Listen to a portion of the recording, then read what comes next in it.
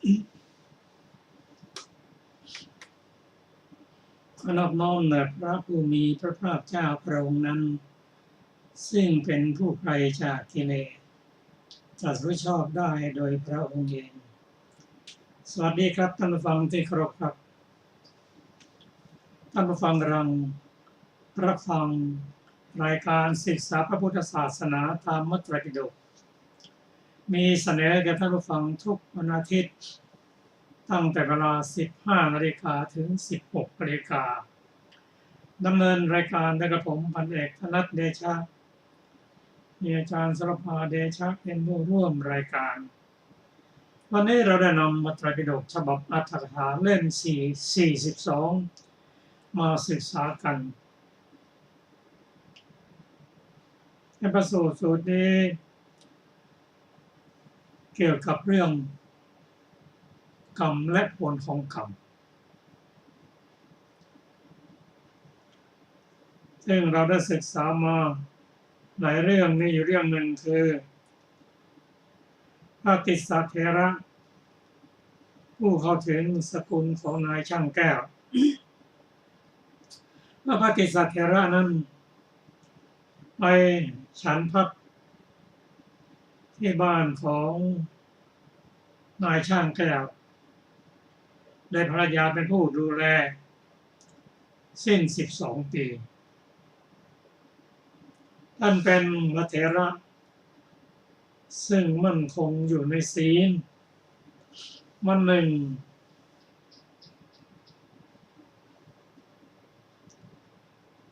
เจ้าหน้าที่ของ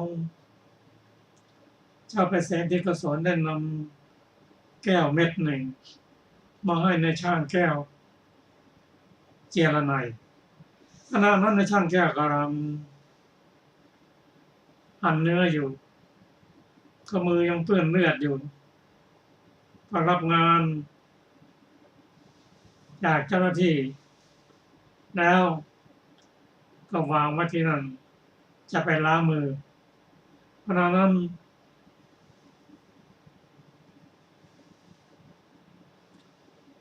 มี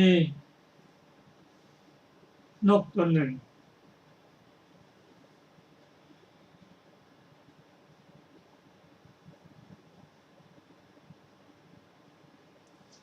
คือนกกระเรียนที่ตัวโตได้กลิ่นเลือดที่ติดอยู่แก้วนั้นก็กลืนแก้วนั้นลงไปในท้องภิกษุที่กำลังฉันพัดอยู่ท่านก็เห็นว่า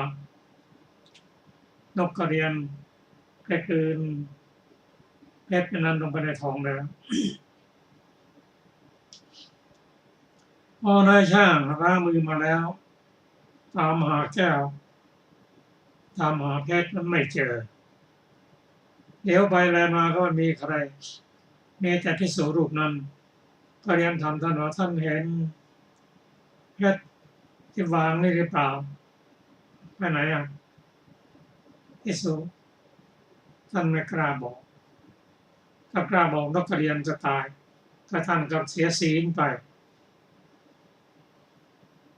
ท่านก็บอกว่าไม่เห็นไม่รู้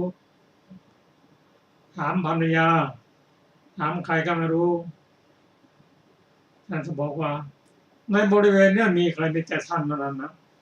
ท่านเอาไปก็คืนมาเสียไม่เอาไปก็กลับไปหาภรรยาว่าภิกษุนี้ต้องเอาเพชรเม็ดนั้นไปแน่ภรรยาบอกเธออย่าพูดอย่างนั้นนะท่านมาฉันที่บ้านเรา12 ปีแล้วยังไม่เห็นท่านทำอะไรที่ผิดปกติเลยสามีไม่เชื่อไปเค้นภิกษุนั้นภิกษุบอกไม่เอาไม่มีถ้าไม่ยอมให้ผมจะฆ่าท่านเอาเชือกมามัดรอบศีรษะท่านขันชนะภิกษุท่านเป็นผู้ทรงศีลท่านว่ารัดนั่นเข้าบอกโอ้บ่นท่านก็บ่นว่าเจ็บรัดจนเลือดออกอ่ะ เลือดออกนกกระเรียนนั้นได้กลิ่นเลือดกลับมาอีกแล้วไอ้ช่างแค่นั้นโมโหที่สุดเลยเตะนกกระเรียนอย่างแรงนกกระเรียนถึงแก่ความตายภิกษุนั้นถามว่านกกระเรียนตายหรือยังช่างแกก็ท่านก็จะตายเหมือนกันแหละนกกระเรียนตายตายแล้วเราไปผ่าท้องบางทีนกกระเรียนจะกลืนเม็ดกลืนเพชรไปก็ได้ผ่าท้องนกกระเรียนเจอเพชรจริงๆโอ้ขาดแทบเท้าขอภิกษุกราบขออภัยอย่างยิ่งเพราะผมไม่รู้เพราะว่าเพชรเม็ดนี้เป็นของพระราชา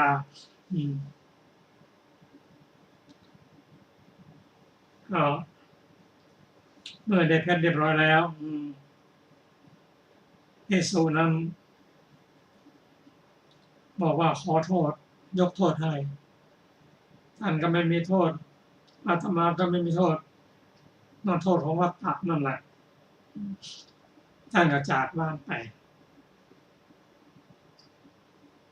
ทีนี้ท่านตั้งใจว่าต่อไปนี้จะไม่ฉันข้าวในชายคาของผู้ใดถ้าฉันได้ปรีแข้งของตัวเองก็อยู่หน้าบ้านแล้วเขาเป็นในบ้านนอนไม่นานนะ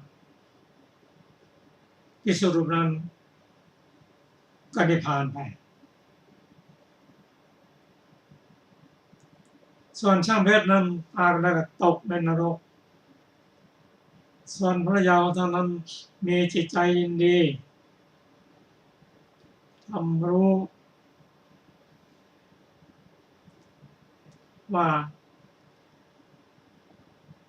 อันไหนเป็นบุญเป็นบาป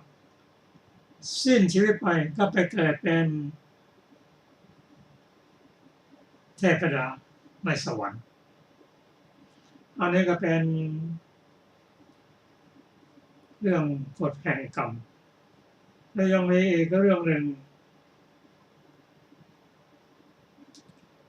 เรื่อ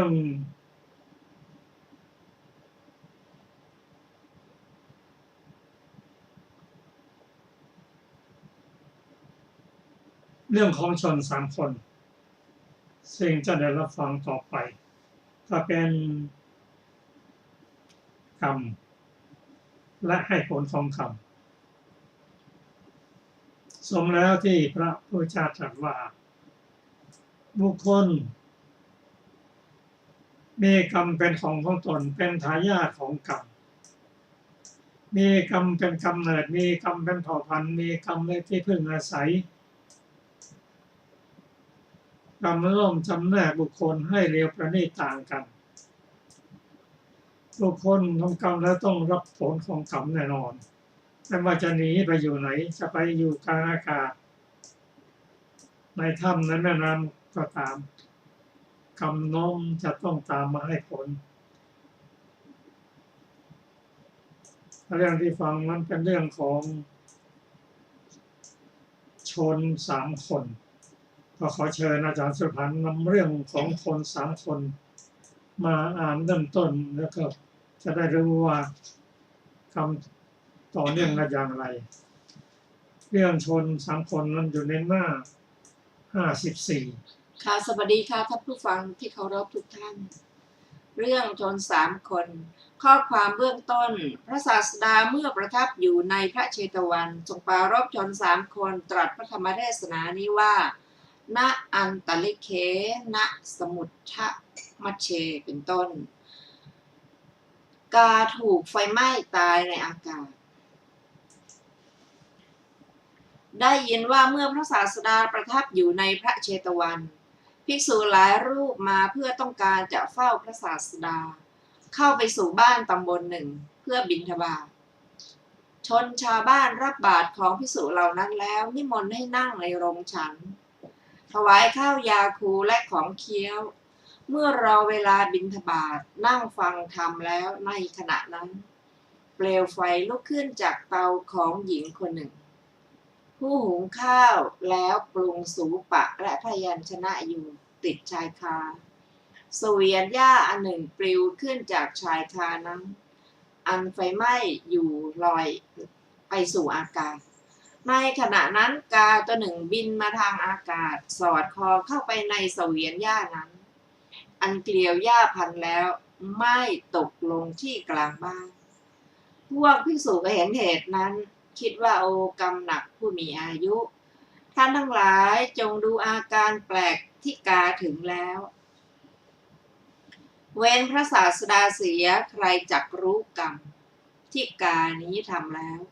พวกเราจักทูลถามกรรมของกานั้นกับพระศาสดาดังนี้แล้วก็พากันหลีกไปภรรยานายเรือถูกถ่วงน้ำเมื่อภิกษุอีกพวกหนึ่งโดยสารเรือไปเพื่อต้องการจะเฝ้าพระศาสดาเรือได้หยุดนิ่งเฉยในกลางสมุทรพวกมนุษย์พากันคิดว่าคนกาลกิณีพึงมีในเรือนี้ดังนี้แล้วจึงแจกสลากให้จับก็ภรรยาของนายเรือตั้งอยู่ในปฐมวัยกำลังหน้าดูสลากถึงแก่นางนั้นพวกมนุษย์พากันกล่าวว่าจงแจกสลากอีกแล้วให้แจกอีก3 ครั้งสลากถึงแก่นางนั้นคนเดียวถึง3 ครั้ง พวกมนุษย์แลดูหน้านายเรือเป็นทีจะพูดว่าอย่างไรกันนายครับนายเรือกล่าวว่าข้าพเจ้าไม่อาจให้มหาชนฉิบหายเพื่อประโยชน์แก่นางนี้พวกท่านจงทิ้งนางในน้ำเถิดนางนั้นเมื่อพวกมนุษย์จับจะทิ้งน้ำกลัวต่อมรณะภัยได้ร้องใหญ่แล้วนายเรือได้ยินเสียงร้องนั้นจึงกล่าวว่าประโยชน์อะไรด้วยอาภรณ์ของนางนี้จะฉิบหายเสียเปล่าๆพวกท่านจงเปลื้องเครื่องอาภรณ์ทั้งหมดให้นางนุ่งผ้าเก่าผืนหนึ่งแล้วจงทิ้งนางนั้นก็ข้าพเจ้าไม่อาจดูนางนั้นผู้ลอยอยู่เหนือหลังน้ำได้เพราะฉะนั้นพวกท่านจงเอากระออมที่เต็มด้วยทรายผูกไว้ที่คอแล้วโยนลงไปเสียในสมุทรเถิดทำโดยประการที่ข้าพเจ้าจะไม่เห็นเขาได้พวกมนุษย์เหล่านั้นได้กระทำตามนั้นแล้วปลาและเต่ารุมกินนางแม้นั้นในที่ตกนั่นเองพวกภิกษุฟังเรื่องนั้นแล้วก็คิดว่าใครคนอื่นเว้นพระศาสดาเสียจักรู้กรรมของหญิงนั้นได้พวกเราจะทูลถามกรรมของหญิงนั้นกับพระศาสดาถึงถิ่นที่ประสงค์แล้วจึงพากันลงจากเรือหลีกไป หัวข้อภิกษุ7 รูปอดอาหาร7 วันในถ้ำภิกษุ7 รูปอีกพวกหนึ่งไปจากปัจจันตชนบทเพื่อต้องการจะเฝ้าพระศาสดาในเวลาเย็นเข้าไปสู่วัดแห่งหนึ่งแล้วถามถึงที่พักก็ในถ้ำแห่งหนึ่งมีเตียงอยู่7 เตียง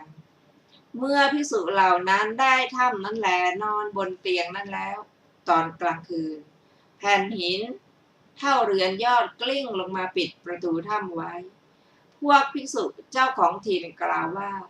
พวกเราให้ถ้ำนี้ถึงแก่ภิกษุอาคันตุกะก็แผ่นหินใหญ่นี้ได้ตั้งปิดประตูถ้ำเสียแล้วพวกเราจะนำแผ่นหินนั้นออกแล้วให้ประชุมพวกมนุษย์จากบ้าน7 ตำบลโดยรอบแม้พยายามอยู่ก็ไม่อาจยังแผ่นหินนั้นให้ขยื่นจากที่ได้แม้พวกภิกษุผู้เข้าไปอยู่ในภายในก็พยายามเหมือนกันแม้เมื่อเป็นเช่นนั้นก็ยังไม่อาจให้แผ่นหินนั้นขยื่นได้ตลอด7 วันพวกภิกษุอาคันตุกะอันความหิวแผดเผาแล้วตลอด7 วันได้เสวยทุกข์ใหญ่แล้วในวันที่7แผ่นหินก็ได้กลับกลิ้งออกไปเองพวกภิกษุออกไปแล้วคิดว่าบาปของพวกเรานี้เว้นพระศาสดาเสียแล้วใครเล่าจักรู้ได้พวกเราจักทูลถามพระศาสดาดังนี้แล้วก็พากันหลีกไป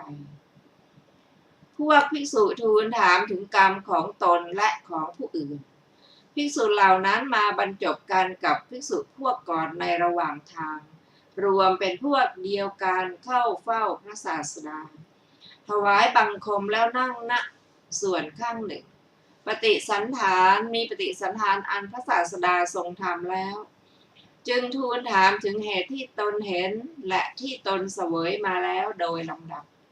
แม้พระศาสดาก็ตรัสพยากรณ์แก่ภิกษุเหล่านั้นโดยลำดับดังนี้ บุรพกรรมของกาภิกษุทั้งหลายกานั้นได้เสวยกรรมที่ตนทำแล้วนั่นแหละโดยแท้ก็ในอดีตการชาวนาผู้หนึ่งในกรุงพาราณสีฝึกโคของตนอยู่แต่ไม่อาจฝึกได้ด้วยว่าโคของเขานั้นเดินไปได้หน่อยหนึ่งแล้วก็นอนเสียแม้เขาตีให้ลุกขึ้นแล้วเดินไปได้หน่อยหนึ่งก็กลับนอนเสียเหมือนอย่างเดิมนั่นแหละชาวนานั้นแม้พยายามแล้วก็ไม่อาจฝึกโคนั้นได้เป็นผู้อันความโกรธครอบงำแล้วจึงกล่าวว่าบัดนี้เจ้าจักนอนสบายตั้งแต่นี้ไปดังนี้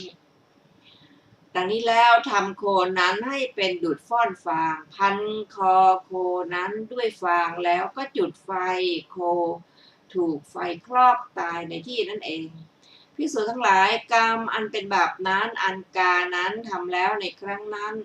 เขาไม่อยู่ในนรกสิ้นกาลนานเพราะวิบากของกรรมอันเป็นบาปนั้นเกิดขึ้นแล้วในกำเนิดกา7 ครั้งถูกไฟไหม้ตายในอากาศอย่างนั้นนั่นแหละด้วยวิบากที่เหลือบุรพกรรมของภรรยานายเรือภิกษุทั้งหลายหญิงแม่นั้นเสวยกรรมที่ตนทำแล้วเหมือนกันก็ในอดีตการหญิงนั้นเป็นภรรยาแห่งคฤหบดีคนหนึ่งในกรุงพาราณสีได้ทำกิจทุกอย่างมีตักน้ำซ้อมข้าวปรุงอาหารเป็นต้นด้วยมือของนางเองสุนัขตัวหนึ่งของนางนั่งแลดูนางนั้นผู้ทำกิจทุกอย่างอยู่ในเรือนเมื่อนางนำพัดไปนาก็ดีไปป่าเพื่อต้องการวัตถุต่างๆมีฟืนและผักเป็นต้นก็ดีสุนัขนั้นย่อมไปกับนางนั้นเสมอพวกคนหนุ่มเห็นดังนั้นย่อมเยาะเย้ยว่าแน่พ่อพรานสุนัขออกแล้ววันนี้พวกเราจะกินข้าวกับเนื้อนางเขวเขินเพราะคำพูดของพวกคนเหล่านั้นจึงประหารสุนัขด้วยก้อนดินและท่อนไม้เป็นต้นให้หนีไปสุนัขกลับแล้วก็ตามไปอีกได้ยินว่าสุนัขนั้นได้เป็นสามีของนางในอัตภาพที่3เหตุนั้นมันจึงไม่อาจตัดความรักได้จริงอยู่ใครๆชื่อว่าไม่เคยเป็นเมียหรือเป็นผัวกันในสงสารมีที่สุดอันบุคคลไปตามไม่รู้แล้วไม่มีโดยแท้ถึงกระนั้นความรักมีประมาณยิ่งย่อมมีในผู้ที่เป็นญาติกันในอัตภาพไม่ไกลเหตุนั้นสุนัขนั้นจึงไม่อาจละนางนั้นได้นางโกรธสุนัขนั้นเมื่อนำเข้ายาคูไปเพื่อสามีที่นาจึงได้เอาเชือกใส่ไว้ในชายพกแล้วไปสุนัขไปกับนางเหมือนกันนางให้ข้าวยาคูแก่สามีแล้วถือกระออมเปล่าไปสู่ท่าน้ำแห่งหนึ่งบรรจุกระออมให้เต็มด้วยทรายได้ทำเสียงสัญญาแก่สุนัขซึ่งยืนแลดูอยู่ในที่ใกล้สุนัขดีใจว่านานแล้วหนอเราได้ถ้อยคำที่ไพเราะในวันนี้จึงกระดิกหางเข้าหานางจับสุนัขนั้นอย่างมั่นที่คอแล้วเอาปลายเชือกข้างหนึ่งผูกกระออมไว้เอาปลายเชือกอีกข้างหนึ่งผูกที่คอสุนัขผลักกระออมให้กลิ้งลงน้ำสุนัขตามกระออมไปตกลงน้ำก็ได้ทำกาละในน้ำนั่นเองนางนั้นไม่อยู่ในนรกสิ้นกาลนานเพราะวิบากของกรรมนั้นด้วยวิบากที่เหลือจึงถูกเขาเอากระออมเต็มด้วยทรายผูกคอถ่วงลงน้ำได้ทำกาละแล้วตลอด100 อัตภาพบุรพกรรมของภิกษุ7 รูปภิกษุทั้งหลายแม้พวกเธอก็เสวยกรรมอันตนกระทำแล้วเหมือนกันในอดีตการเด็กเลี้ยงโค7 คนชาวพาราณสีเที่ยวเลี้ยงโคอยู่คราวละ7 วันในประเทศใกล้ดงแห่งหนึ่งวันหนึ่งเที่ยวเลี้ยงโคแล้วกลับมาพบเหี้ยใหญ่ตัวหนึ่งจึงไล่ตามเหี้ยหนีเข้าไปสู่จอมปลวกแห่งหนึ่งก็ช่องแห่งจอมปลวกนั้นมี7 ช่อง พวกเด็กปรึกษากันว่าบัดนี้พวกเราจักไม่อาจจับได้พรุ่งนี้จึงจักมาจับดังนี้แล้ว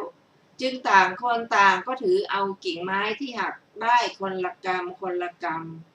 ำแม้ทั้ง7 คนก็พากันปิดช่องทั้ง7แล้วหลีกไปในวันรุ่งขึ้นเด็กเหล่านั้นไม่ได้คำนึงถึงเหี้ยนั้นต้อนโคไปในประเทศอื่นครั้นในวันที่7พาโคกลับมาพบจอมปลวกนั้นกลับได้สติคิดกันว่าเหี้ยนั้นเป็นอย่างไรหนอจึงเปิดช่องที่ตนปิดไว้แล้วเหี้ยหมดอะไรในชีวิตเหลือแต่กระดูกและหนังสันคลานออกมาเด็กเหล่านั้นเห็นดังนั้นแล้วจึงทำความเอ็นดูพูดกันว่าพวกเราอย่าฆ่ามันเลยมันอดเหยื่อตลอด7 วันจึงลูบหลังเหี้ยนั้นแล้วปล่อยไปด้วยกล่าวว่าจงไปตามสบายเถิดเด็กเหล่านั้นไม่ต้องการขอไปเด็กเหล่านั้นไม่ต้องไหม้ในนรกก่อนเพราะไม่ได้ฆ่าเหี้ยแต่ชนทั้ง7นั้นได้เป็นผู้อดข้าวร่วมกันตลอด7 วันใน14 อัตภาพภิกษุทั้งหลายกรรมนั้นพวกเธอเป็นเด็กเลี้ยงโค7 คนทำไว้แล้วในการนั้น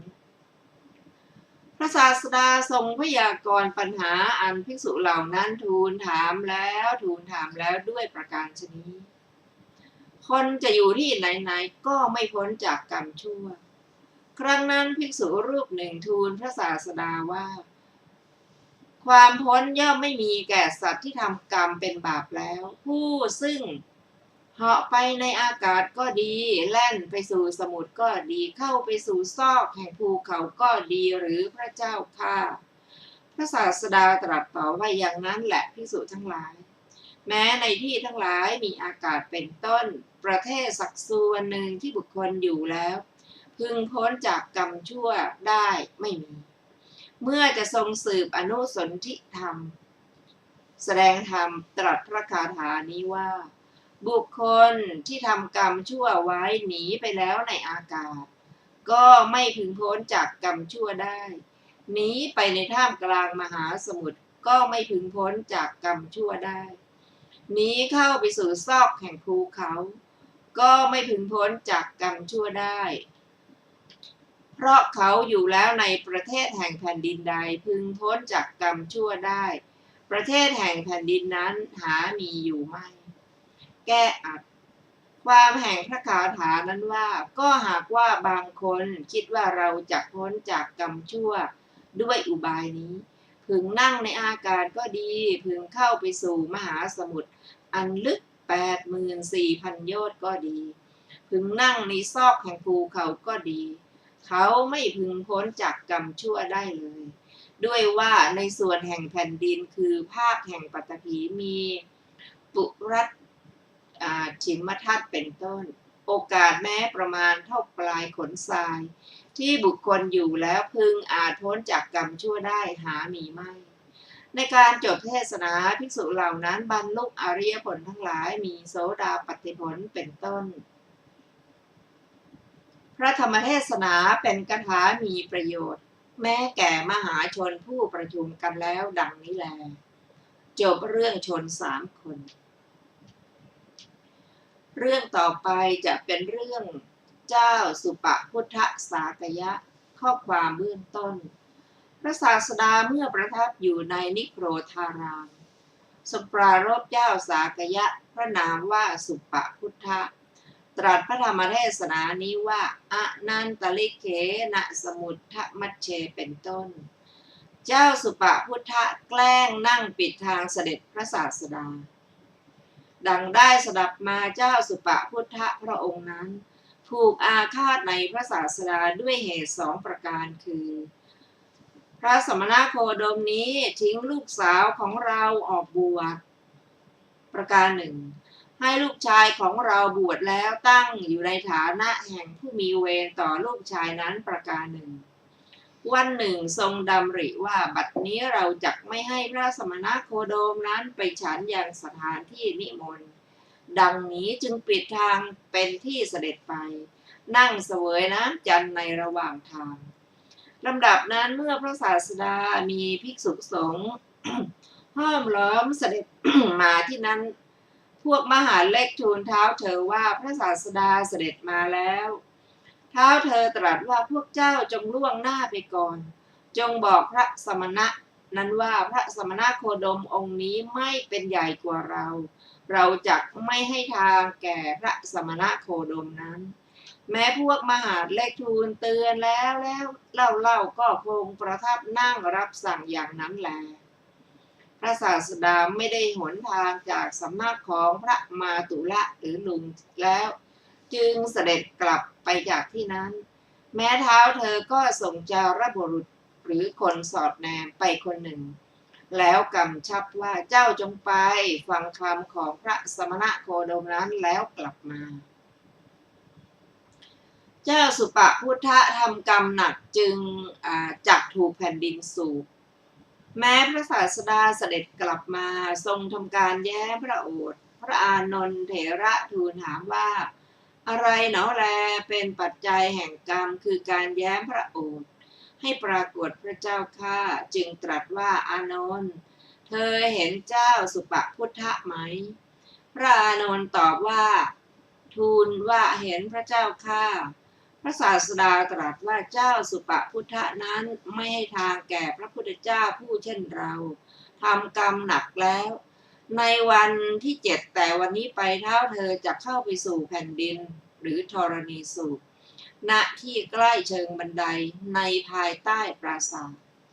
เจ้าสุปพุทธะมุ่งจับผิดพระศาสดาด้วยคำเท็จจารบุรุษได้ฟังพระดำรัสนั้นแล้วไปสู่สำนักของเจ้าสุปพุทธะเจ้าสุปพุทธะตรัสถามว่าหลานของเราเมื่อกลับไปพูดอะไรบ้างจึงกราบทูลตามที่ตนได้ยินแล้วเท้าเธอได้สลับคำของจารบุรุษนั้นแล้วตรัสว่าบัดนี้โทษในการพูดผิดแห่งหลานของเราย่อมไม่มีเธอตรัสคำใดคำนั้นต้องเป็นอย่างนั้นจริงๆทีเดียวแม้เมื่อเป็นเช่นนั้นคราวนี้เราจะจับผิดเธอด้วยการพูดเท็จเพราะเธอไม่ตรัสกับเราโดยไม่เจาะจงว่าท่านสุปพุทธะจักถูกธรณีสูบในวันที่7ตรัสว่าท่านสุปพุทธะจักถูกธรณีสูบที่ใกล้เชิงบันไดในภายใต้ปราสาทตั้งแต่วันนี้ไปเราจักไม่ไปสู่ที่นั้นเมื่อเป็นเช่นนั้นเราไม่ถูกธรณีสูบในที่นั้นแล้วจักข่มขีเธอด้วยการพูดเท็จเจ้าสุปพุทธะทรงทำการรักษาพระองค์อย่างแข็งแรงเท้าเธอรับสั่งให้พวกมหาเล็กค้นเครื่องใช้สอยของพระองค์ออกทั้งหมดไว้บนปราสาท7 ชั้นให้ชักบันไดปิดประตูตั้งคนแข็งแรงประจำไว้ที่ประตูละ2 คนตรัสว่าถ้าเราเป็นผู้มุ่งจะลงไปข้างล่างโดยความประมาทไซร้พวกเจ้าต้องห้ามเราเสียดังนี้แล้วประทับนั่งในห้องอันเป็นสิริบนพื้นปราสาทชั้นที่7จะหนีผลแห่งกรรมชั่วย่อมไม่พ้นพระศาสดาทรงสดับเรื่องนั้นแล้วตรัสว่าภิกษุทั้งหลายเจ้าสุปพุทธะมิใช่จะนั่งบนพื้นปราสาทอย่างเดียวต่อให้เหาะขึ้นไปสู่เวหาสนั่งในอากาศก็ตามไปสู่สมุทรด้วยเรือก็ตามเขาเข้าซอกเขาก็ตามธรรมดาพระดำรัสของพระพุทธเจ้าทั้งหลายจะเป็น2ไม่มีเท้าเธอจักถูกธรณีสูบในสถานที่เราพูดไว้นั่นแหละเมื่อจะทรงสืบอนุสนธิแสดงธรรมจึงตรัสพระคาถานี้ว่าบุคคลที่ทำกรรมชั่วไว้หนีไปแล้วในอากาศก็ไม่พึงพ้นจากกรรมชั่วได้หนีไปในท่ามกลางมหาสมุทรก็ไม่พึงพ้นจากกรรมชั่วได้หนีไปสู่ซอกภูเขาก็ไม่พึงพ้นจากกรรมชั่วได้เพราะเขาอยู่แล้วในประเทศแห่งแผ่นดินใดความตายพึงครอบงำไม่ได้ประเทศแห่งแผ่นดินนั้นหามีอยู่ไม่แก้อัดบรรดาบทเหล่านั้น2 บทว่านับปัสสะหายะมัจจุความว่า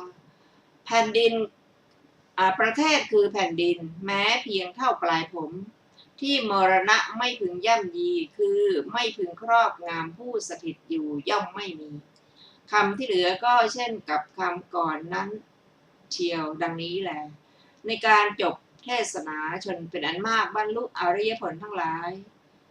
มีโสดาปัตติผลเป็นต้นดังนี้แหละม้ามงคลเป็นเหตุให้เท้าเธอเสด็จลงจากปราสาทในวันที่7ในเวลาคล้ายกับเวลาที่เจ้าสุปาพุทธะปิดหนทางภิกษาจารย์ของพระศาสดาม้ามงคลของเจ้าสุปาพุทธะในภายใต้ปราสาทคึกขนองกระแทกแล้วซึ่งฝานั้นเท้าเธอประทับนั่งอยู่บนชั้นบนนั่นเองได้ทราบเสียงของม้านั้นจึงตรัสถามว่านั่นอะไรกันพวกมหาเล็กทูลว่าม้ามงคลขนองส่วนม้านั้นพอเห็นเจ้าสุปพุทธะก็หยุดนิ่งเกิดเหตุหน้าประหลาดเพราะกรรมชั่วขณะนั้นเท้าเธอมีพระประสงค์จะจับม้านั้นได้เสด็จลุกจากที่ประทับบ่ายพระพักมาทางประตูทั้งหลายเปิดเองทีเดียวบันไดตั้งอยู่ในที่ของตนตามเดิมคนแข็งแรงผู้ยืนอยู่ที่ประตูจับเท้าเธอที่พระศอกผลักให้มีพระพักขมำลงไปโดยอุบายนั้นประตูที่พื้นทั้ง7ก็เปิดเองทีเดียวบันไดทั้งหลายก็ตั้งอยู่ในที่เดิมพวกคนที่แข็งแรงประจำอยู่ที่ชั้นนั้นๆจับเท้าเธอที่พระศอกเฉียวและผลักให้มีพระพักขมำลงไปเท้าเธอถูกแผ่นดินสูบไปเกิดในอเวจีนรกขณะนั้นมหาปัตภีแตกแยกออกคอยรับเจ้าสุปพุทธะนั้นพูดถึงที่ใกล้เชิงบันไดที่ภายใต้ปราสาทนั่นเองเท้าเธอไปบังเกิดในอเวจีนรกใกล้เชิงเท้าเธอไปบังเกิดในอเวจีนรกแล้วแลจบเรื่องเจ้าสุปพุทธสากยะและจบปาปะวรรควรรณนาด้วยนะวรรคที่9ก็ได้จบลงนะคะต่อไปจะเป็นคาถาธรรมบททันทวรรคที่10ว่าด้วยอาทยามีผล 1. สัตว์ทั้งหมดย่อมหวาดหวั่นต่ออาทยาสัตว์ทั้งหมดย่อมกลัวต่อความตายบุคคลทำตนให้เป็นอุปมาแล้วไม่ควรฆ่าเองไม่ควรใช้ผู้อื่นให้ฆ่า 2. สัตว์ทั้งหมดย่อมหวาดหวั่นต่ออาทยาชีวิตย่อมเป็นที่รักของสัตว์ทั้งหมดบุคคลควรทำตนให้เป็นอุปมาแล้วไม่ควรฆ่าเองไม่ควรใช้ให้ฆ่า 3. สัตว์ผู้เกิดแล้วทั้งหลายเป็นผู้ใคร่สุขบุคคลใดแสวงหาสุขเพื่อตนแต่เบียดเบียนสัตว์อื่นด้วยท่อนไม้บุคคลนั้นละไปแล้วย่อมไม่ได้สุขสัตว์ผู้เกิดแล้วทั้งหลายเป็นผู้ใคร่สุขบุคคลใดแสวงหาสุขเพื่อตนไม่เบียดเบียนผู้อื่นด้วยท่อนไม้บุคคลนั้นละไปแล้วย่อมได้สุข 4. เธออย่าได้กลัวคำหยาบขอไปเธออย่าได้กล่าวคำหยาบกับใครๆชนเหล่าอื่นถูกเธอว่าแล้วจะพึงว่าตอบเธอ 5. นายโคบาลย่อมต้อนโคทั้งหลายไปสู่ที่หากินด้วยท่อนไม้ฉันใด ชราและมัจจุย่อมต้อนอายุของสัตว์ทั้งหลายไปฉันนั้น 6. อันคนพาลทำกรรมทั้งหลายอันลามกอยู่ย่อมไม่รู้สึกบุคคลผู้มีปัญญา3ย่อมเดือดร้อนดุจถูกไฟไหม้เพราะกรรมของตนเอง 7. ผู้ใดประทุษร้ายในท่านผู้ไม่ประทุษร้ายทั้งหลายผู้ไม่มีอาทยาด้วยอาทยาย่อมถึงฐานะ10อย่างใดอย่างหนึ่งพลันทีเดียวคือถึงเวทนากล้าหนึ่งความเสื่อมทรัพย์หนึ่งความสลายแห่งสรีระหนึ่งอาพาธหนักหนึ่งความฟุ้งซ่านแห่งจิตหนึ่งความขัดข้องแต่พระราชาหนึ่งการถูกกล่าวตู่อย่างร้ายแรงหนึ่งความย่อยยับแห่งเครือญาติหนึ่งความเสียหายแห่งโภคะทั้งหลายหนึ่งอีกอย่างหนึ่งไฟป่าย่อมไหม้เรือนของเขาหนึ่งผู้นั้นมีปัญญา3เพราะกายแตกย่อมเข้าถึงนรก 8. การประพฤติเป็นคนเปลือยก็ทำสัตว์ให้บริสุทธิ์ไม่ได้ การเกล้าชฎาก็ไม่ได้ การนอนเหนือเปลือกตมก็ไม่ได้ การไม่กินข้าวก็ดี การนอนบนแผ่นดินก็ดี ความเป็นผู้มีกายหมักหมมด้วยธุลีก็ดี ความเพียรด้วยการนั่งกระยงก็ดี แต่ละอย่างหาทำสัตว์ผู้ยังไม่ล่วงสงสัยให้บริสุทธิ์ได้ไหม 9. ถ้าแม้บุคคลประดับแล้วพึงประพฤติสม่ำเสมอเป็นผู้สงบฝึกแล้วเที่ยงธรรมมีปกติประพฤติประเสริฐวางเสียซึ่งอาทยาในสัพทุกจำพวก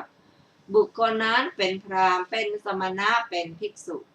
10. บุคคลผู้ห้ามอกุศลวิตกด้วยหิริได้น้อยคนจะมีในโลกบุคคลใดกำจัดความหลับตื่นอยู่เหมือนม้าดีหลบแส้ไม่ให้ถูกตนบุคคลนั้นหาได้ยากท่านทั้งหลายจงมีความเพียรมีความสลดใจเหมือนม้าดีถูกเขาตีด้วยแส้แล้วมีความบากบั่นฉะนั้น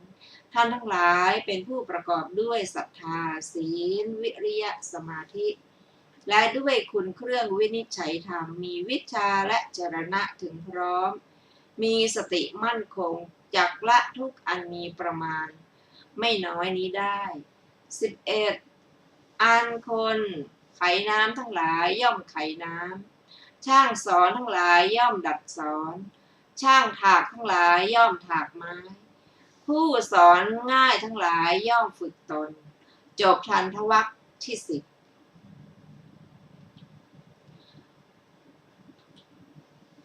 ทันทวรรควรรณนาหนึ่งเรื่องภิกษุฉัพพคี ข้อความเบื้องต้นพระศาสดาเมื่อประทับอยู่ในพระเชตวันทรงปรารภภิกษุฉัพพคี ตรัสพระธรรมเทศนานี้ว่าสัพเพตสันติเป็นต้นเหตุทรงบัญญัติปหารทานสิกขาบทความพิสดารว่าในสมัยหนึ่งเมื่อเสนาสนะอันภิกษุสัตระสัพพคีซ่อมแซมแล้วภิกษุฉัพพคีกล่าวว่าพวกท่านจงออกไปพวกผมแก่กว่าเสนาสนะนั่นถึงแก่พวกผมเมื่อภิกษุสัตระสัพพคีเหล่านั้นพูดว่าพวกผมจักไม่ยอมให้เพราะพวกผมซ่อมแซมไว้ก่อนดังนี้แล้วจึงประหารภิกษุเหล่านั้นภิกษุสัตระสัพพคีถูกมรณะภัยคุกคามแล้วจึงร้องเสียงลั่นพระศาสดาทรงสดับเสียงของภิกษุเหล่านั้นจึงตรัสถามว่า อะไรกันแน่เมื่อภิกษุเหล่านั้นกราบทูลว่าเรื่องชื่อนี้ดังนี้แล้วตรัสว่าดูก่อนภิกษุทั้งหลายจำเดิมแต่นี้ธรรมดาภิกษุไม่ควรทำอย่างนั้นภิกษุใดทำภิกษุนั้นต้องอาบัติชื่อนี้ดังนี้แล้วทรงบัญญัติปหารทานสิกขาบทตรัสว่าดูก่อนภิกษุทั้งหลายธรรมดาภิกษุรู้ว่าเราย่อมหวาดหวั่นต่ออาทยากลัวต่อความตายฉันใดแม้สัตว์เหล่าอื่นก็ย่อมหวาดหวั่นต่ออาทยากลัวต่อความตายฉะนั้นเหมือนกันไม่ควรประหารเองไม่ควรใช้ให้ฆ่าผู้อื่นดังนี้แล้วเมื่อจะทรงสืบอนุสนธิแสดงธรรมจึงตรัสพระคาถานี้ว่าสัตว์ทั้งหลายสัตว์ทั้งหมดย่อมหวาดหวั่นต่ออาทยาสัตว์ทั้งหมดย่อมกลัวต่อความตายบุคคลทำตนให้เป็นอุปมาแล้วไม่ควรฆ่าเองไม่ควรใช้ผู้อื่นให้ฆ่าแก้อัดบรรดาบททั้งหลายบทเหล่านั้น2บทว่าสัพเพตสันติความว่าสัตว์แม้ทั้งหมดเมื่ออาทยาจะตกที่ตนย่อมหวาดหวั่นต่ออาทยานั้นบทว่ามัจจุโนได้แก่ย่อมกลัวแม้ต่อความตายแท้ก็พยัญชนะแห่งเทศนานี้ไม่มีเหลือส่วนเนื้อความยังมีเหลือเหมือนอย่างว่าเมื่อพระราชารับสั่งให้พวกราชบุรุษตีกลองเขี้ยวเป่าร้องว่าชนทั้งหมดจงประชุมกันชนทั้งหลายที่เหลือเว้นพระราชาและมหาอมาตย์ของพระราชาเสียย่อมประชุมกันฉันใดแม้เมื่อพระศาสดาตรัสว่าสัตว์ทั้งหมดย่อมหวาดหวั่นดังนี้ สัตว์ทั้งหลายที่เหลือเว้นสัตว์วิเศษสี่จำพวกเหล่านั้นคือ ช้างอาชาไนยม้าอาชาไนยโคอุสัพพะอาชาไนยและพระขีณาสพบัณฑิตพึงทราบว่าย่อมหวาดหวั่นฉะนั้นเหมือนกันยิ่งอยู่บรรดาสัตว์วิเศษเหล่านี้พระขีณาสพไม่เห็นสัตว์ที่จะตายเพราะความที่ท่านละสักกายทิฏฐิเสียได้แล้วจึงไม่กลัวสัตว์วิเศษสามพวกนอกนี้ไม่เห็นสัตว์ที่เป็นปฏิปักษ์ต่อตนเพราะความที่สักกายทิฏฐิมีกำลังจึงไม่กลัวพระคาถาว่านะหันไนยะนะคาตะเยความว่าบุคคลรู้ว่าเราฉันใดแม้สัตว์เหล่าอื่นก็ฉะนั้นดังนี้แล้วก็ไม่ควรฆ่าเองและไม่ควรใช้ผู้อื่นให้ฆ่าในการจบเทศนาชนเป็นอันมากบรรลุอริยผลทั้งหลายมีโสดาปัตติผลเป็นต้นดังนี้แลจบเรื่องภิกษุฉัพพคี ต่อไปเรื่องภิกษุฉัพพคี ข้อความเบื้องต้นพระศาสดาเมื่อประทับอยู่ในพระเชตวันทรงปรารภพวกภิกษุฉัพพคี ตรัสพระธรรมเทศนานี้ว่าสัพเพสันติเป็นต้นเหตุให้ทรงบัญญัติตะละสัตติกะสิกขาบทความพิสดารว่าในสมัยหนึ่งพวกภิกษุฉัพพคีเงือดเงื้อหอกคือฝ่ามือแก่พวกภิกษุสัตตระสัพพคีเหล่านั้นด้วยเหตุที่ตนประหารพวกสัตตระสัพพคีในสิกขาบทก่อนนั้นนั่นแลแม้ในเรื่องนี้พระศาสดาทรงสดับเสียงของภิกษุเหล่านั้นแล้วก็ตรัสถามว่านี่อะไรกันภิกษุเหล่านั้นกราบทูลว่าเรื่องชื่อนี้แล้วตรัสว่าดูก่อนภิกษุทั้งหลายจำเดิมแต่นี้ไปภิกษุธรรมดาภิกษุไม่ควรทำอย่างนี้ภิกษุใดทำภิกษุนั้นย่อมต้องอาบัติชื่อนี้ดังนี้แล้วทรงบัญญัติตละสัตติกะสิกขาบทตรัสว่าดูก่อนภิกษุทั้งหลายธรรมดาภิกษุทราบว่าแม้สัตว์เหล่าอื่นย่อมหวาดหวั่นต่ออาทยาอย่างเดียวกับเราเหมือนกันอันหนึ่งชีวิตก็ย่อมเป็นที่รักของสัตว์เหล่านั้นเหมือนของเราโดยแท้ไม่ควรประหารเองไม่ควรใช้ผู้อื่นให้ฆ่าดังนี้แล้วเมื่อจะทรงสืบอนุสนธิแสดงธรรมจึงตรัสพระคาถานี้ว่าสัตว์ทั้งหมดย่อมหวาดหวั่นต่ออาทยาชีวิตย่อมเป็นที่รักของสัตว์ทั้งหมดบุคคลควรทำตนให้เป็นอุปมาแล้วไม่ควรฆ่าเองไม่ควรใช้ให้ฆ่าแก้อัดบรรดาบทเหล่านั้นบาทพระคาถาว่าสัพเพสังชีวิตตังปิยังความว่าชีวิตย่อมเป็นที่รักยิ่งของเหล่าสัตว์ที่เหลือเว้นพระขีณาสพเสียอันพระขีณาสพย่อมเป็นผู้วางเฉยในชีวิตหรือในมรณะโดยแท้คำที่เหลือเช่นกับคำอันมีในก่อนนั่นแลในการจบเทศนาชนเป็นอันมากได้บรรลุอริยผลทั้งหลายมีโสดาปัตติผลเป็นต้นดังนี้แลก็จบเรื่องภิกษุฉัพพคี ต่อไปเป็นเรื่องเด็กหลายคนข้อความเบื้องต้นพระศาสดาเมื่อประทับอยู่ในพระเชตวันทรงปรารภเด็กเป็นอันมากตรัสพระธรรมเทศนานี้ว่าสุขกามานิภูตานิเป็นต้นพระศาสดาทรงพบพวกเด็กตีงูความพิสดารว่าในวันหนึ่งพระศาสดาเสด็จทรงบาทเข้าไปในกรุงสาวัตถีทรงเห็นพวกเด็กเป็นอันมากเอาไม้ตีงูเรือนตัวหนึ่งในระหว่างทางตรัสถามว่าแน่เจ้าเด็กทั้งหลายพวกเจ้าทำอะไรกันเมื่อเด็กเหล่านั้นกราบทูลว่าพวกข้าพระองค์เอาไม้ตีงูพระเจ้าข้าตรัสถามอีกว่าเพราะเหตุไรพวกเขาก็กราบทูลว่าเพราะกลัวมันกัดพระเจ้าข้าจึงตรัสว่าพวกเจ้าตีงูนี้ด้วยคิดว่าจะทำความสุขแก่ตน จักไม่เป็นผู้ได้รับความสุขในที่แห่งตนเกิดแล้วแท้จริงบุคคลเมื่อปรารถนาสุขแก่ตนแต่ประหารสัตว์อื่นย่อมไม่ควรดังนี้แล้วเมื่อจะทรงสืบอนุสนธิแสดงธรรมจึงได้ทรงพาสิทธิพระคาถาเหล่านี้ว่าสัตว์ผู้เกิดแล้วทั้งหลายเป็นผู้ใคร่สุขบุคคลใดแสวงหาสุขเพื่อตนจะเบียดเบียนสัตว์อื่นด้วยท่อนไม้บุคคลนั้นละไปแล้วย่อมไม่ได้สุขสัตว์ผู้เกิดแล้วทั้งหลายเป็นผู้ใคร่สุขบุคคลใดแสวงหาสุขเพื่อตนไม่เบียดเบียนผู้อื่นด้วยท่อนไม้บุคคลนั้นละไปแล้วย่อมได้สุขแก้อัดบรรดาบทเหล่านั้นสองบทว่าโยทันเทนะความว่าบุคคลใดย่อมเบียดเบียนผู้อื่นด้วยท่อนไม้หรือวัตถุทั้งหลายมีก้อนดินเป็นต้นบาทพระคาถาว่าเปจะโสนะละพะเตสุขังความว่าบุคคลนั้นย่อมไม่ได้สุขสำหรับมนุษย์สุขอันเป็นทิพย์หรือสุขคือพระนิพพานอันเป็นปรมัตถ์สุขในโลกหน้าในพระคาถาที่สองมีความว่าหลายบทว่าเปจะโสละพะเตสุขขังความว่าบุคคลนั้นย่อมได้สุขทั้งสามอย่างมีประการดังกล่าวแล้วในปรโลกในการจบเทศนาเด็กเหล่านั้นทั้ง500ตั้งอยู่ในโสดาปัตติผลดังนี้แล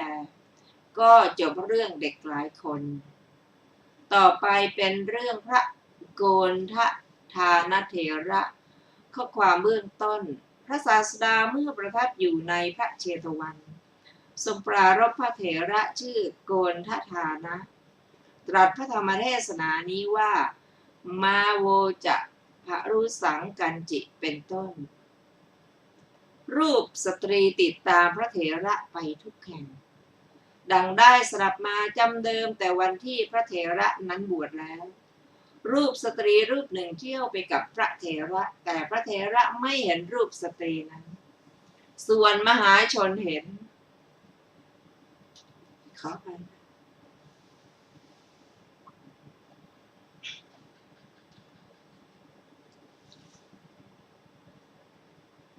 เมื่อท่านแม้เที่ยวบิณฑบาตอยู่ภายในบ้านพวกมนุษย์ถวายภิกษาทัพพีหนึ่งแล้วพูดว่าท่านขอรับ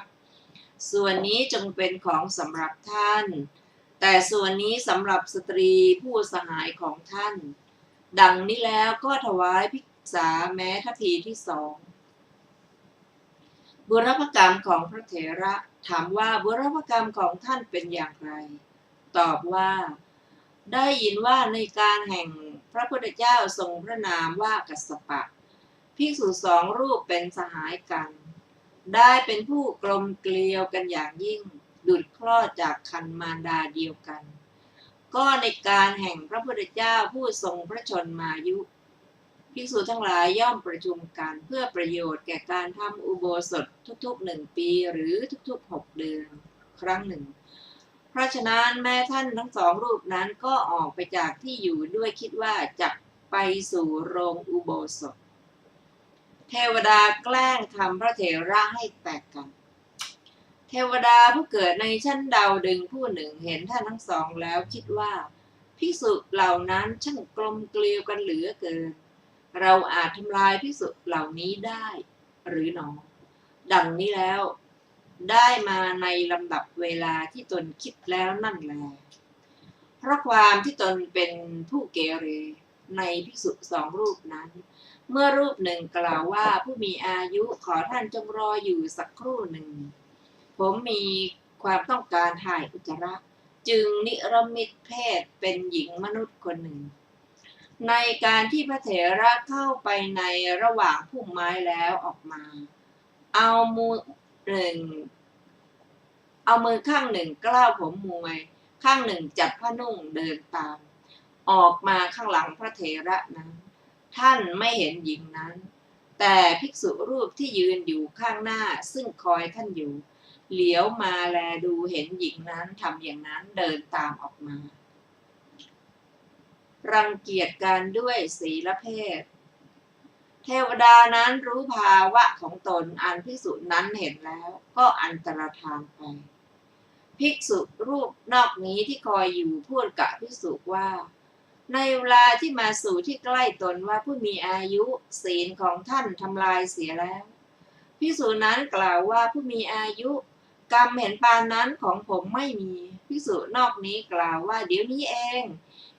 หญิงรุ่นสาวเดินตามออกมาข้างหลังท่านทำกรรมชื่อนี้ผมเห็นแล้วท่านยังพูดปฏิเสธได้ว่ากรรมเห็นปานนี้ของผมไม่มีภิกษุนั้นปานประหนึ่งถูกสายฟ้าฟาดลงที่กระหม่อมกล่าววิงวอนว่าผู้มีอายุขอท่านจงอย่าให้ผมฉิบหายเลยกรรมเห็นปานนั้นของผมไม่มีจริงๆภิกษุนอกนี้ก็พูดว่าผมเห็นด้วยในตาทั้งสองเองจักเชื่อท่านได้อย่างไรดังนี้แล้วก็แตกการดูดท่อนไม้แล้วหลีกไปแม้ในโรงอุโบสถก็นั่งด้วยตั้งใจว่าเราจะไม่ทำอุโบสถร่วมกับภิกษุนี้ภิกษุนอกนี้ผู้ถูกหาแจ้งแก่ภิกษุทั้งหลายว่าท่านขอรับจุดดำแม้เท่าเมล็ดงาย่อมไม่มีในศีลของผมแม้ภิกษุนั้นก็กล่าวยันว่ากรรมลามกนั้นผมเห็นเองเทวดาขยายความจริงเทวดาเห็นภิกษุรูปที่คอยนั้นไม่ปรารถนาจะทำอุโบสถร่วมกับภิกษุรูปที่ตนแกล้งนั้นหวนคิดว่าเราทำกรรมหนักแล้วดังนี้จึงชี้แจงว่าความทำลายแห่งศีลของพระผู้เป็นเจ้าของข้าพเจ้าย่อมไม่มีแต่ข้าพเจ้าทำกรรมลามกนั้นก็ด้วยสามารถจะทดลองดูขอท่านจงทำอุโบสถร่วมกับพระผู้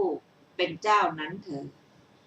ภิกษุรูปที่คอยนั้นเมื่อเทวดานั้นดำรงอยู่ในอากาศชี้แจงอยู่จึงเชื่อและได้ทำอุโบสถร่วมกันแต่หาได้เป็นผู้มีจิตชิดเชื้อในพระเถระเหมือนในการก่อนไม่บุรพกรรมของเทวดามีประมาณเท่านี้ก็ในเวลาสิ้นอายุ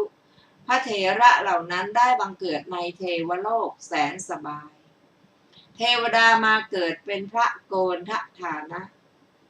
ฝ่ายเทวดาบังเกิดในอเวจีแล้วหมกไหม้อยู่ในอเวจีนั้นสิ้นหนึ่งพุทธันดรในพุทธุปบาทการนี้ได้บังเกิดในกรุงสาวัตถีถึงความเจริญวัยแล้วได้บรรพชาอุปสมบทในพระศาสนาตั้งแต่วันที่ท่านบวชแล้วรูปสตรีนั้นก็ได้ปรากฏอย่างนั้นนั่นแหละเพราะเหตุนั้นแหละภิกษุทั้งหลายจึงขนานนามท่านว่าโกณฑฐานะพวกภิกษุบอกคฤหัสถ์ให้ขับไล่ภิกษุทั้งหลายเห็นท่านเที่ยวไปอยู่อย่างนั้นจึงบอกอนาถบิณฑิกเศรษฐีว่าท่านเศรษฐีท่านจงขับไล่ภิกษุผู้ทุศีลรูปนี้ออกจากวิหารของท่านเสียเพราะความเสียหายจะเกิดขึ้นแก่ภิกษุที่เหลือท่านเศรษฐีก็ถามว่าท่านผู้เจริญก็พระศาสดาไม่มีในวิหารหรือภิกษุตอบว่ามีอยู่ท่านเศรษฐีกล่าวว่าท่านผู้เจริญถ้ากระนั้นพระศาสดาคงจักทรงทราบภิกษุทั้งหลายก็ได้ไปแจ้งแม้แก่นางวิสาขาอย่างนั้นเหมือนกันถึงนางวิสาขาก็ได้ให้คำตอบแก่ภิกษุเหล่านั้นเหมือนกัน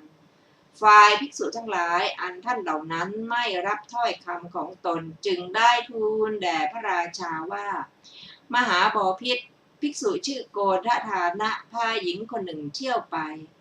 จะยังความเสียหายให้เกิดแก่ภิกษุทุกรูปขอมหาบพิตรทรงขับไล่ภิกษุนั้นออกจากแว่นแคว้นของพระองค์เสีย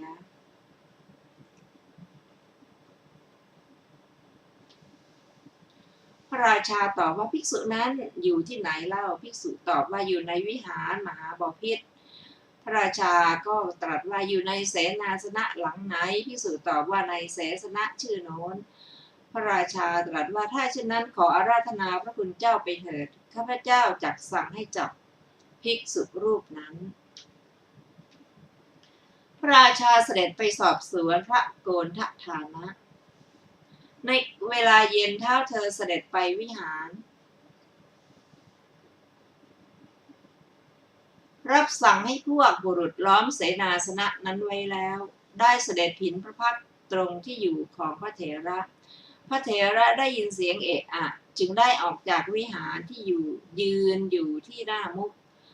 พระราชาได้ทอดพระเนตรเห็นรูปสตรีแม้นั้นยืนอยู่ข้างหลังพระเถระนั้น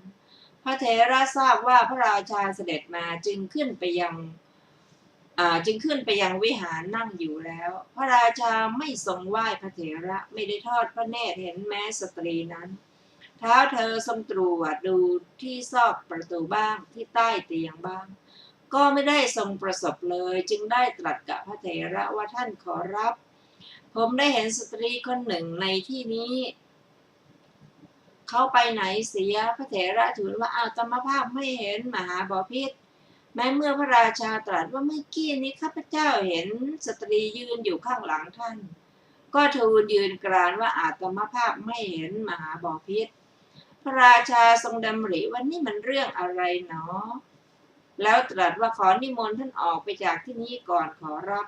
เมื่อพระเถระออกไปจากที่นั้นยืนอยู่ที่หน้ามุกสตรีนั้นก็ได้ยืนอยู่ข้างหลังของพระเถระอีกพระราชาทอดพระเนตรเห็นสตรีนั้นแล้วจึงเสด็จขึ้นไปชั้นบนอีกพระเถระทราบความที่พระราชานั้นเสด็จมาแล้วจึงนั่งอยู่พระราชาแม้ทรงตรวจดูสตรีนั้นในที่ทุกแห่งอีกก็ไม่ได้ทรงประสบจึงตรัสถามพระเถระนั้นซ้ำอีกว่าสตรีนั้นมีอยู่ณที่ไหนขอรับพระเถระก็ตอบว่าอาตมภาพไม่เห็นสตรีนั้นมหาบพิตร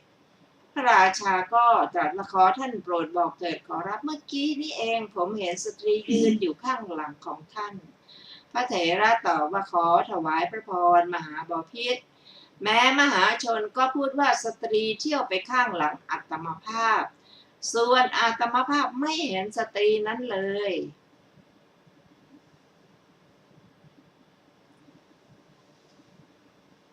ท่านผู้ฟังที่เคารพค่ะวันนี้รายการศึกษาพระพุทธศาสนาตามพระไตรปิฎกก็ได้หมดเวลาลงแล้วนะเราจะได้มาศึกษาต่อในเรื่องนี้กันอีกในวันอาทิตย์หน้าเวลาเดียวกันนี้ขอขอบพระคุณทุกท่านที่ได้ร่วมศึกษาด้วยกันขอมีความสุขสวัสดีค่ะ